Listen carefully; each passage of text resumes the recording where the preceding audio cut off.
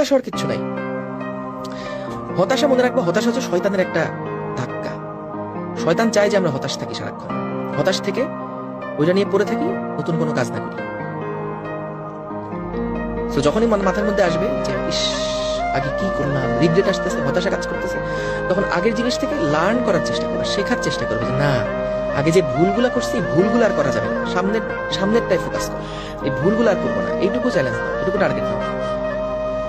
কিন্তু আগে ইস যদি পড়তাম, এইগুলা হচ্ছে নেগেটিভ মাইন্ডসেটের কাজ, এগুলো শয়তানের ধোঁকা।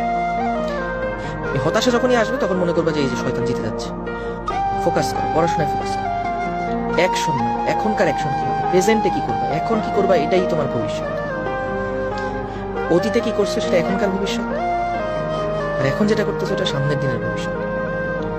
সো মানে কি বলবো, বর্তমানটা হচ্ছে অতীতের ভবিষ্যৎ, আর বর্তমান হচ্ছে ভবিষ্যতের অতীত।